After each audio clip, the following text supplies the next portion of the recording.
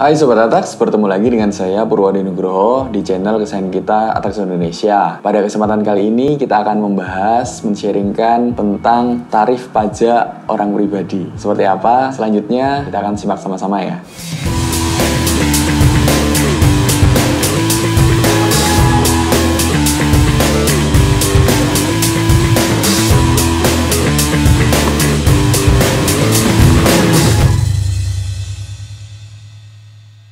Oke, Sobat Atax, hari ini kita akan belajar sama-sama tentang gimana sih atau apa saja sih tarif PPH atau pajak penghasilan untuk orang pribadi. Itu terbagi dengan apa aja, gimana cara ngitungnya, kita akan bedah sama-sama ya. Kita akan bagi tarif PPH orang pribadi ini menjadi 3 bagian. Yang pertama adalah tarif PPH untuk orang pribadi pengusaha. Yang kedua adalah tarif PPH untuk orang pribadi pekerja bebas. Dan yang ketiga adalah untuk tarif PPH orang pribadi karyawan. Nah, seperti apa? Kita akan bahas satu persatu ya. Oke, jadi yang pertama adalah tarif PPH untuk orang pribadi atau perorangan, tapi dia juga pengusaha. Kriteria pengusaha itu dia mempunyai tempat usaha gitu ya. Tempat usaha di mana aja ya. Bebas, misalnya mau di mall atau mau di luar mall atau mau secara online maupun secara offline gitu ya. Silahkan saja. Kalau kriterianya pengusaha berarti dia ini bisa jadi pengusaha barang maupun juga pengusaha jasa, misalnya jasa salon, cuci mobil, cuci motor dan sebagainya. Ataupun juga pengusaha ini seperti misalnya jual keripik, jual gorengan, jual apapun ya, dagang lah ya. Nah, itu bisa masuk atau mengambil yang namanya tarif orang pribadi pengusaha ini. Nah, sesuai dengan Undang-Undang HPP, kalau kita ngelihat di grafis berikut ini, omset untuk UMKM perorangan dengan di bawah 500 juta per tahun itu tidak perlu bayar PPh 0,5% dari omset. Ini sesuai dengan Undang-Undang Nomor 7 Tahun 2021 yang rilis pada 29 Oktober 2021 kemarin yang memperkenankan bahwa orang pribadi, pengusaha, UMKM yang omsetnya di bawah 500 juta per tahun tidak perlu membayar PPh 0,5% lagi. Kalau omsetnya sudah lebih dari 500 juta per tahun, silahkan bayar dari omset yang lebih dari 500 juta per tahun tersebut. Jadi contoh nih, misalnya bulan Januari itu omsetnya 100 juta.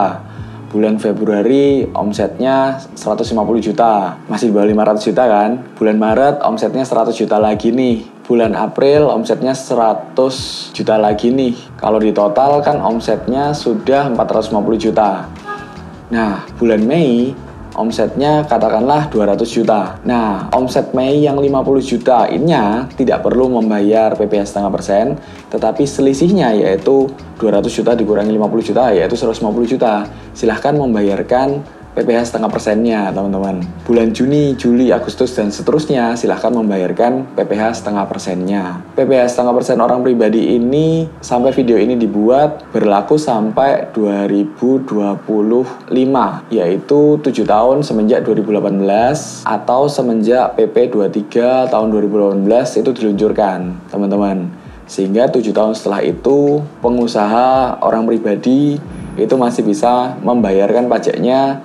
Kalau beromset 4,8M ke bawah, itu bayar aja 0,5% dari omset. That's it, beres. Sesuai dengan grafis yang teman-teman lihat, ketika lebih dari 4,8M ke atas itu wajib pembukuan. Nah, kalau misalnya pembukuan, itu tarifnya beda lagi. Tidak boleh menggunakan 0,5% dari omset, tetapi sudah harus menggunakan tarif pasal 17 dikali laba bersih.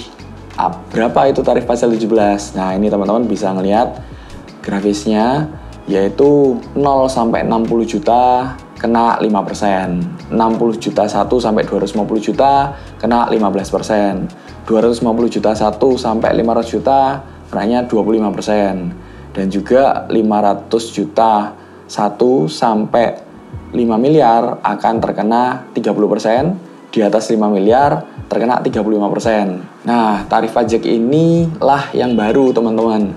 Tarif pasal 17 ini diperbaharui oleh pemerintah pada Undang-Undang Harmonisasi Peraturan Perpajakan 29 Oktober 2021 kemarin.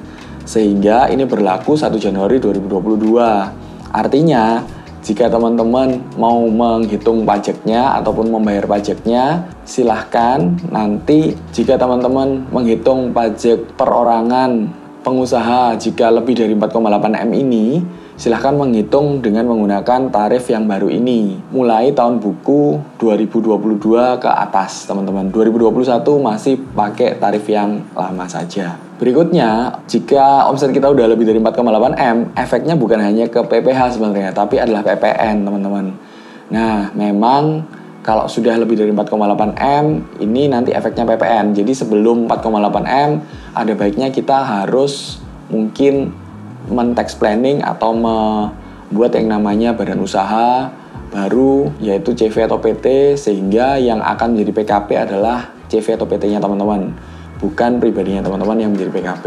Nah, masalah pembukuan apa aja nih yang wajib ketika pembukuan? Nah, pembukuan ya seperti pada umumnya harus ada neraca, laba rugi, arus kas, catatan atas laporan keuangan, daftar penyusutan, dan lain-lain gitu ya. Nah, cara hitung pajaknya gimana nih? Cara hitung pajaknya adalah peredaran bruto atau omset dikurangi dengan HPP atau harga pokok penjualan, dikurangi dengan biaya-biaya operasi atau operational cost, ketemunya adalah laba bersih. Nah, laba bersih itu dikurangi dengan PTKP.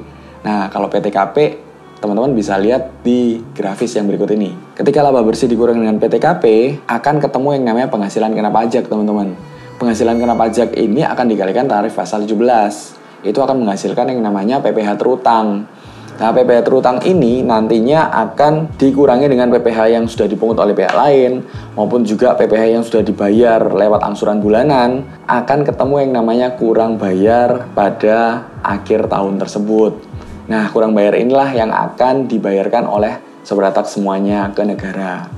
Nah, yang kedua adalah berbicara mengenai tarif PPh perorangan tentang pekerja bebas atau freelance. Nah, banyak sekali teman-teman kita yang mungkin juga menggunakan freelance atau pekerja bebas ini sebagai cara untuk membayarkan dan melaporkan pajaknya. Contohnya adalah agen asuransi atau maklar, ataupun artis, ataupun seniman, ataupun pengacara, ataupun notaris, ataupun akuntan.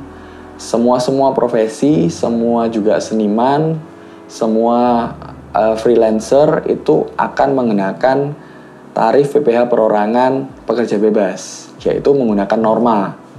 Norma ini bisa teman-teman akses di PER atau PER atau Peraturan Dirjen Pajak nomor 17 tahun 2015. Teman-teman bisa melihat di lampiran yang pertama. Nah, cara hitungnya gimana? Cara hitungnya adalah peredaran bruto atau omset tadi akan dikalikan norma dulu nih. Contoh misalnya kayak dokter. Nah, dokter itu juga ada yang namanya norma. Normanya itu 50% katakanlah. Ya udah, peredaran bruto atau omset tadi akan dikalikan 50% menjadi penghasilan bersih. Penghasilan bersih dikurangi dengan PTKP menjadi penghasilan kena pajak. Penghasilan kena pajak akan dikalikan tarif pasal 17 yang ini akan menjadi PPh terutang, teman-teman. Nah, PPh terutang seperti biasa dikurangi dengan PPh yang sudah dipungut oleh pihak lain maupun PPh yang sudah dibayarkan secara bulanan. Itu akan menghasilkan kurang bayar di akhir tahun, teman-teman. Nah, silahkan kurang bayar akhir tahunnya ini kita bayarkan ke negara, lalu kita laporkan SPT tahunan kita. Oke Sobat Tax, sampai di sini dulu video part 1-nya, karena kita akan lanjut lagi di video part 2, yaitu kita akan membahas tentang tarif PPh orang pribadi tetapi ke karyawan. Nah, di sini akan lebih detail lagi dengan contoh ilustrasi perhitungannya. Jadi Sobat Tax, silahkan untuk mengeklik yang namanya video part 2 kita ya. Terima kasih, ingat pajak, ingat Tax. Sampai jumpa.